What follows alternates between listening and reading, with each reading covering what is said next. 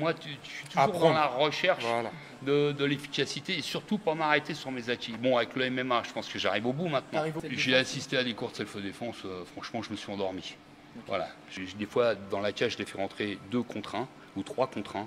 Je leur dis, vous voyez, surtout n'allez pas au sol, sinon c'est fini. Tu as parlé de Rof? Ouais, j'ai entraîné Rof, il était pas mal. Yo yo yo les gars, donc on est reparti pour la deuxième partie avec Émile Leladier qui nous raconte son histoire. Donc Émile, alors sur tes débuts, de quoi tu peux nous parler d'autre? Alors je me suis entraîné en full contact chez Dominique Valera, à l'époque de Zénaf et Monsieur Abbas, et je suis devenu ceinture noire de full contact, chez eux d'ailleurs. C'était pointu au niveau de la technique, il ne fallait pas se louper, là ça me rappelait mes débuts en boxe française. Et c'est une bonne expérience, Valera, et quelques combats en full contact aussi, donc c'était une bonne expérience. Moi j'ai aimé ces techniques fluides aussi, c'était pas mal. Et au niveau justement des personnalités, parce que c'est des gens maintenant que les jeunes ne connaissent pas, ouais. Pachi, Valera, c'était quel genre de personnalité ces gens-là? Pachi, il était vraiment exceptionnel, parce que il se mettait à la portée de tout le monde.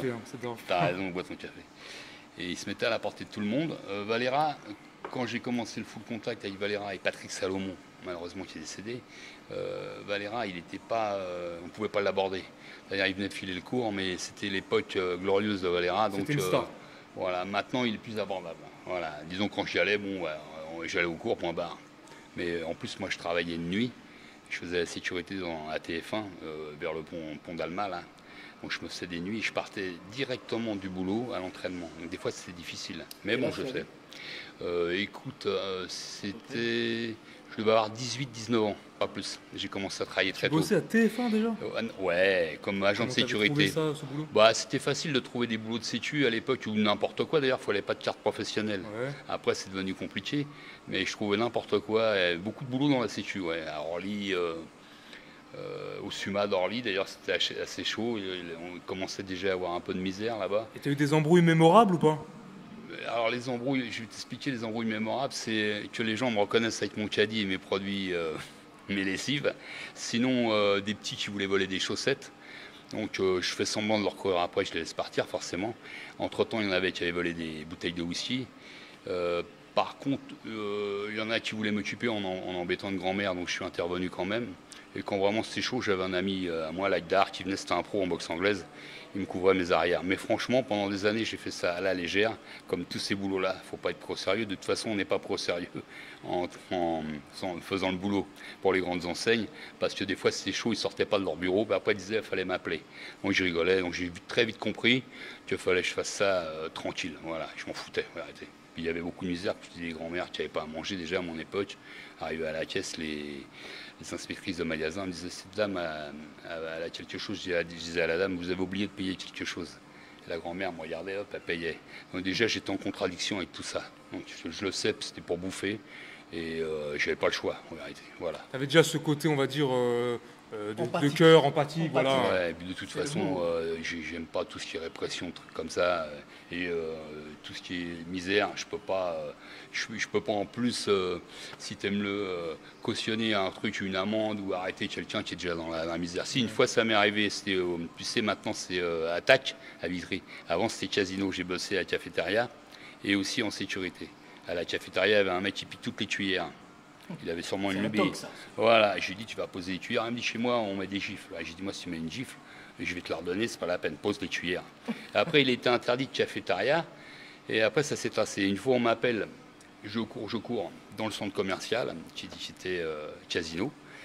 Et le mec, j'arrive à la voiture. Il me dit, je vais vous faire un procès, vous. Et je dis, ça fait rien, vous allez me suivre. Et le procès, on verra après. Donc, je lui demande ses papiers. C'était un attaché médical. C'est ce qu'il avait piqué, des cosses électriques. Ils disent, vous n'avez pas honte, vous voulez me faire un procès maintenant? Alors on étouffe le truc, ou alors vous faites un cinéma. Toi, des anecdotes de sécurité. Puis après, j'ai bossé aussi au cinéma Paramount. J'empêchais les resquilleurs de rentrer gratuitement. Et j'avais un deal avec eux. S'ils étaient rentrés dans la salle, ils y restaient. Si c'était un peu de chahut ou de salade, ils sortaient. Donc la plupart, c'était des gens d'Ivry, de Vitry. Donc tu vois, j'étais dans mon univers et c'était pareil pour moi, c'était tranquille. Voilà. Est-ce que justement, est-ce que la ville, la banlieue, Paris, la nuit, comme tu dis, est-ce que c'était plus chaud avant, niveau bagarre, ou plus chaud maintenant? Non, c'est plus chaud maintenant. Je pense Ah bon? qu'avant, on te menaçait d'un tuteur, mais le mec il s'en allait. Maintenant, je sais pas pourquoi justement, il y a plus de haine et de trucs, même de racisme maintenant, que nous on mangeait tous ensemble. Même si c'était difficile, entre cités on se battait un peu. Je n'entendais pas tous ces trucs-là. Il y a des morts maintenant. Plus Maintenant, facilement, il y a j'ai des l'impression. morts, et puis je trouve que bon, malheureusement, c'est à mon époque, les dealers ont brûlé leur voiture. Maintenant, c'est tout, c'est les richesses. C'est compliqué. Je crois que c'est plus compliqué pour les jeunes de maintenant que pour moi. Et franchement, c'est la bonne époque. À part des bourre-pifs, il n'y avait pas de trucs comme ça. Tu peux Tu te faire parles des tuer années pour 70, 80, Ouais, 90, jusqu'à quand ça, c'est parti un peu en couille? C'est plus comme avant. je dirais une bonne dizaine d'années, ça commence à être. 2010, hein. Ouais, je Pour les réseaux sociaux, alors. Les réseaux sociaux, ça arrange rien. De toute façon, toutes ces émissions de télé-réalité, toutes bidons, tu vois des gens qui se disputent pour rien, c'est pas ça la vie des jeunes. Les jeunes, ils sont plus intelligents que ça en plus. Moi, j'en connais des jeunes, ils ont rien à voir Ça avec dépend ça. des jeunes, ça dépend. Ouais, ça dépend, mais la plupart, quand même, ils ont des choses à transmettre, à donner. Hier, j'ai connu le rappeur Lionel D à l'époque, tu vois, et c'était un excellent créateur. Rof, tout ça, encore ça allait. Mais maintenant, même les trucs musique, je trouve que la musique, tout ça, je sais pas, les jeunes ils se retrouvent dans des trucs, je m'en reconnais plus. Mais bon, moi je fais toujours mon boulot. Je sais qu'il y a des jeunes qu'on peut sauver de tout ça, et je me fais un devoir de le faire. Tu les sauves justement via le sport de combat. Ouais. T'estimes, je suppose, en avoir sauvé Et les beaucoup. dialogues surtout parce qu'en dehors, avant moi je pouvais pas dialoguer avec Maître Lafont. C'était le Maître Lafont, il s'embrassait les mains. Quand toi, t'étais jeune. Voilà, c'était moi. Des fois, quand on m'appelle maître, je dis jamais, parce que le maître, c'est la perfection mentale et physique, chose que j'ai pas. Et pour moi, ceux qui sont des maîtres spirituels, c'est ceux qui vont en Thaïlande ou ailleurs donner à manger, qui sont encore plus pauvres que les pauvres et qui vont donner. Tu vois, pour moi, un maître, c'est un maître spirituel. Et les maîtres d'arts martiaux, pour moi, ça n'existe pas, honnêtement. De Bruce Lee à nous-mêmes, à maintenant, ça n'existe pas, la perfection. En vérité, après, on a tous des qualités qu'on perfectionne avec des défauts. Mais dire à quelqu'un, je suis ton maître, appelle-moi maître. Tu n'aimes pas le terme maître. J'aime pas. D'abord, en Thaïlande, j'ai vu qu'ils étaient super humbles, justement par rapport à ça, les ceintures, tout ça. Tout le monde revenait à niveau. Et j'ai adoré d'ailleurs ce peuple. D'ailleurs, le premier record, je leur ai dédié. Parce que là, je retrouvais vraiment ce que je cherchais, moi, dans les arts martiaux. J'ai trouvé là-bas. Alors que les autres, c'est pas mal de conneries. Juste revenir pour avant, quelle star avec qui tu t'es entraîné ou t'as entraîné? De connu, qui est connu maintenant, qui était peut-être pas forcément connu à l'époque. T'as parlé de Rof? Ouais, Rof, il est super connu. j'ai entraîné Rof, bon il était pas mal, et j'ai entraîné Lionel D. Ouais. D'ailleurs, paix à son âme, mais j'ai des souvenirs à la Cité Cousy d'être venu le chercher parce que je donnais des cours à Montorgueil à Châtelet, et sa mère m'ouvre la porte, m'a dit vous avez rendez-vous avec Lionel? Je dis oui, suivez-moi, va dans sa chambre, elle l'attrape par les cheveux. Elle le réveille comme ça, donc on part tous les deux à Châtelet. Et il me dit, Émile, ne te retiens pas de rire, t'as envie de rire, ça se voit. Ben, je dis oui, le réveil de ta mère, Lionel, franchement, les cheveux, donc on en a ri tous les deux.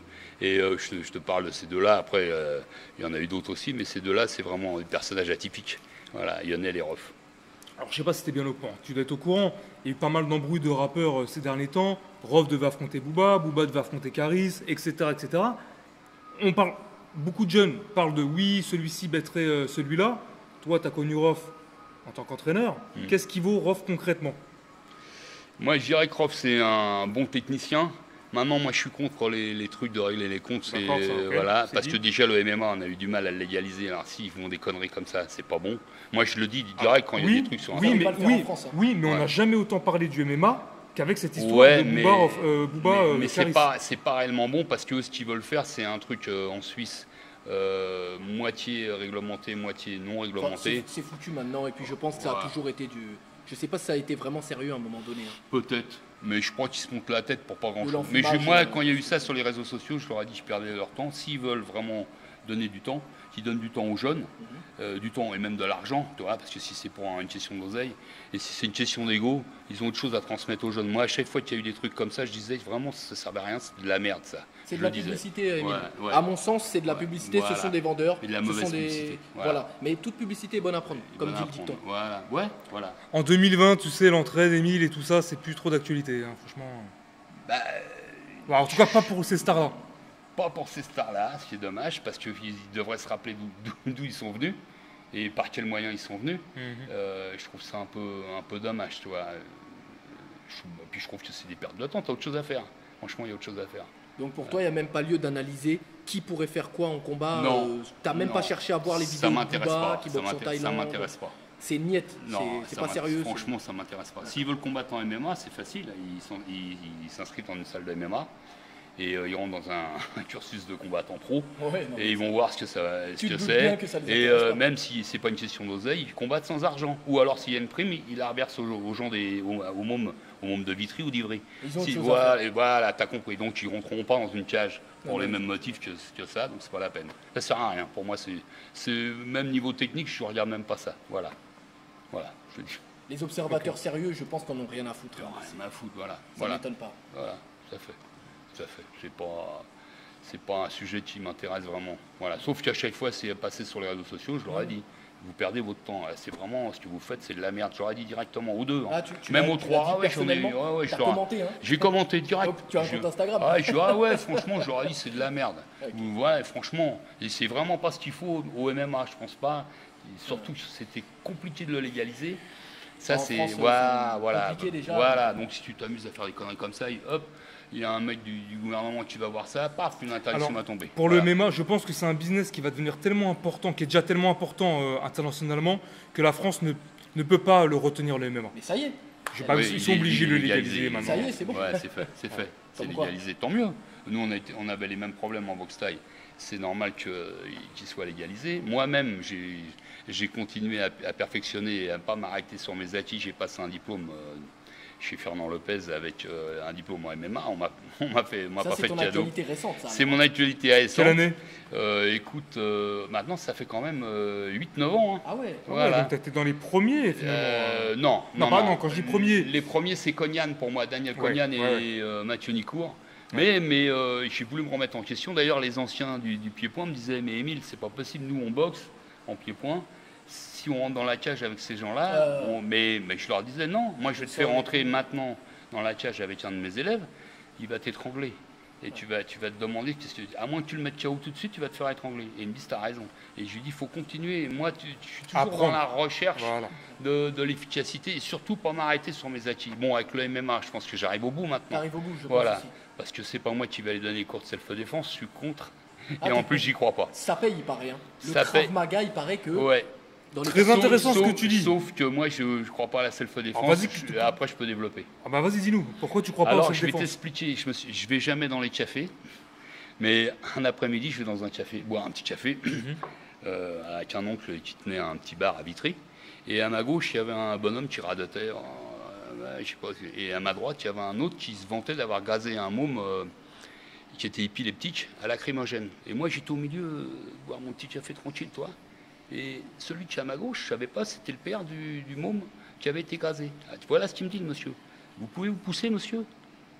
Je me recule un tout petit peu. Le temps que je me recule, l'autre, il se tient le ventre. Il venait d'être pitché, tu vois. Il n'est pas mort, parce que je l'ai revu après. Même si c'était une crapule, il ne méritait pas ça. Mais ce que je veux dire par là, c'est que les histoires d'armes blanches, encore moins de pistolets, et je pense que c'est des faux réflexes. La vraie défense, moi, je l'ai connu avec mon pote... à son âme, Lagdar, qui était pro en boxe anglaise, on a plus l'habitude de prendre des coups, donc de se défendre. Des fois, dans la cage, je les fais rentrer 2 contre 1 ou 3 contre 1. Je leur dis, vous voyez, surtout n'allez pas au sol, sinon c'est fini. Donc, une lame, le mec qui va te planter, il va dire à moi, Émile, oh, c'est pas grave, paf, il va me pitcher. Moi, on m'a déjà sorti des cutters, mais le mec, il avait plus peur que moi. Mais encore un pistolet. Quelqu'un qui rentre ici, nous tue tous les trois, il va pas te mettre en joue, on va pas lui attraper. Voilà. Donc moi, je dis que c'est des faux réflexes. Je le dis, ça n'engage que moi. T'es pas le seul à le dire. Voilà, mais la self-défense, faut arrêter les conneries. Hein. Alors, à moins qu'on soit prêts tous les deux, qu'on ait un bouclier, on se bat au couteau et on marque des points électriques. Alors, les flingues, regarde les règlements de compte, combien il y a de gens qui tombent. Non, moi je dis, voilà, c'est des faux réflexes. Tu apprends à quelqu'un à sortir un couteau, lui attraper la main, lui mettre un doigt dans le nez, un coup de pied dans les baloches. Dans le cul. Et voilà, c'est des conneries. Voilà. Donc ça ne sert à rien pour toi. Pour moi, ça sert à rien. Inefficace. Il faut mieux qu'une femme ou un homme fasse du pied-point ou de la boxe anglaise ou même du MMA. Ils seront habitués à prendre des coups, des chocs, à avoir des réflexes qui sont plus naturels même si ça ne te sauvera pas la vie, mais ça va t'aider quand même. Mais si tu commences à aller dans une salle où tu vas même pas transpirer, on va te faire toujours le même geste de couteau, ça. Mais non, et tu vas sortir, tu vas croire que tu es invincible. La première baffe que tu prends, tu vas dire oh j'ai pris un choc. Ouais, voilà. Mais ça fait mal en fait. Voilà. Et puis je pense que tout ce qui est self-défense en général, ils se la racontent un peu. Je pense que moi, honnêtement, ma position à l'aide, j'y crois pas du tout. Voilà. Tu as vu de tes yeux? As assisté à des cours de self-défense? J'ai assisté à des cours de self-défense. Franchement, je me suis endormi. Voilà. Tu sais que c'est un gros business la self-défense en 2020. Ouais. Il y a des gens qui gagnent beaucoup d'argent grâce à ça. Ouais. Nous aussi, on n'est pas trop pour. On se doute que c'est un peu des conneries, tu vois. Il y a des gens très connus comme Frank Roper. Est-ce que tu l'as connu pendant la sécurité Non, ou... je ne l'ai pas connu, mais je vois ce qu'il fait, ses vidéos. Le Moi, je pense que si t'es mieux, ils pensent qu'ils ont la vérité. Même Richard Luyeb, par exemple, qui est un pro en Krav Maga, je pense qu'ils pensent qu'ils ont la vérité, qu'ils transmettent la vérité. Mais c'est pas possible. Tu comprends, ça n'existe pas. Il faut mieux former un bon boxeur. Ouais. Il sera apte à prendre des coups et les redonner. Moi, je vois mon ami, il m'a sauvé souvent la mise. Lagdar, c'était un boxeur en anglaise très filifine, ouais. Très filifort, et il enchaînait super les techniques. Donc ça me permettait de pouvoir me couvrir. Moi, il était très précis et il avait l'habitude d'esquiver les coups. Là, je trouve que c'est un boxeur, il a l'habitude de prendre des coups. D'ailleurs, je pense que la meilleure self-défense pour moi dans la rue, c'est l'anglaise. Voilà. Alors, c'est vrai que dans la rue, en combat de rue, ouais. On voit très souvent les gens soit donner des coups de poing, ouais. Soit à moitié s'attraper et essayer de se faire tomber. Ouais. Moi, je pense que pour un très bon coup de pied, ça peut être très efficace. Un très bon low kick, par exemple. Low kick, c'est vrai. Ça peut calmer un mec à distance. Un bon front kick dans le zizi, hein, dans les burns. Ouais. Qu'est-ce que tu en penses, ça, les coups de pied? Si. Parce que l'anglaise, faut être prêt quand même. L'anglaise, faut être prêt, mais tu sais... c'est quand même super précis, l'anglaise. Tu as l'habitude d'esquiver et de remiser. C'est surtout dans la remise qu'un mec peut se défendre vraiment. Et mon ami, c'était ça. Il piquait beaucoup avec le direct du gauche. Donc les mecs, ils clignotaient un peu des yeux. Après, bam, il mettait une droite. Et comme il savait très bien esquiver, il était arrivé à bonne distance pour après te mettre un crochet. Et après, les mecs, ils sont un peu choqués quand ils prennent des coups en anglaise. Et je pense que c'est bien. Mais tu as raison, un low kick aussi. Si le mec, il a même un truc... une arme de substitution, tu mets un low kick dans la jambe, ça fait mal. Moi, j'aime bien mettre des low kicks. Mais je dirais que l'anglaise, quand même, ça te permet de ne pas prendre trop de risques. Et un bon boxeur en anglaise, chaud pour l'avoir même dans la rue, vraiment chaud. Je trouve qu'on prend moins de risques en anglaise qu'avec les jambes. Je trouve qu'avec les jambes, on prend moins de risques. Parce que les surfaces, par exemple, tibia plus solides que les poings, les chaussures, plus de distance. Eh ben moi, je te dirais oui, pompes. Parce que moi, j'ai des bons tibias, les pompes, tout ça. Mais je te dirais non, parce qu'en anglaise, les pros, ils sont encore plus habitués que les gens de pied-point de boxe-taille à prendre des coups. Et ils sont tellement forts dans l'espace que quand ils cassent la distance, ils n'en ont rien à foutre des coups de pied. On parle de quelqu'un qui n'est pas pro. Hein. On parlerait d'une personne lambda. Voilà. Même un bon amateur. Franchement, même un bon amateur. Parce qu'ils sont vraiment habitués, tu sais, dans l'espace. L'anglaise, si tu es mieux, le pied-point, tu as toujours une notion de distance. L'anglaise, même la boxe éducative pour les enfants, tu as un casque, mais tout de suite, tu as les notions de distance. D'ailleurs, c'est pour ça que j'ai mis mon fils à l'anglaise au départ. Ils ont l'habitude de remiser. Et un boxeur, même un bon amateur, en combat de rue, peut-être les coups de pied, il faut vraiment que tu puisses l'arrêter. Mais comme c'est des gens qui sont durs au mal, ils cassent la distance et après, franchement, ça va faire mal. Pour moi, voilà. C'est mon avis perso. Ouais, pourtant, je viens du pied-point, hein, mais l'anglaise, voilà. Si on récapitule, pour apprendre à se défendre, les bases apprendre à se défendre. Pour prendre des points dans la gueule. L'anglaise. Moi, je pour une personne lambda. L'anglaise pure et dure. 2 cours d'anglaise par semaine. L'habitude de prendre des coups ou de les voir venir. Voilà. La distance. Les points, l'anglaise. Et surtout, pas avoir peur. De ne pas avoir peur des shots et des coups. Okay. Eux, ils n'ont vraiment pas peur du tout. Et face à une arme, couteau ou pistolet, tu t'en vas, tu montes dans un bus, apprendre à courir. Donc en fait, ou alors si tu prends si tu as un bâton, attention, ou une chaise, d'accord, mais donc 2 cours d'anglaise par semaine et 2 cours de sprint athlétisme par semaine. Alors. Voilà, ailleurs. D'accord. Voilà. Mais surtout, ne pas vocaliser, même si le mec il est bon en anglaise, ne pas se dire qu'on est des surhommes ou quoi que ce soit, à rester quand même très lucide de ce qu'on peut ou pas faire. Oui, mais voilà. On est dans la self-défense, on n'est pas dans la bagarre. Voilà. Mais je dirais, choisir l'anglaise, je pense que c'est le plus dur des sports, le meilleur des sports au meilleur. départ, parce que La base à avoir avant la le base, reste. voilà, En fait. avant la. Je vais finir sur ça, mais tu connais les gens veulent savoir se défendre, mais ils veulent pas souffrir. Ouais, bah là, Et c'est- l'anglaise, tu souffres, tu fais des dur, sparring, l'anglaise, t'es sûr de souffrir. D'ailleurs, C'est ce qu'il y a de plus le dur, premier, problème. le Premier ministre, il faisait à l'anglaise, mais forcément, il l'a laissé faire. Mais comme ils veulent pas souffrir, ils se mettent forcément déjà dès le départ dans l'erreur. Si tu vas dans une salle où tu souffres pas, et tu fais 100 fois le même mouvement, que tu peux attraper même un mec de 100 kilos, le mettre par terre parce qu'il se laisse faire. Après, tu lui enlèves le couteau, tu mets une gifle.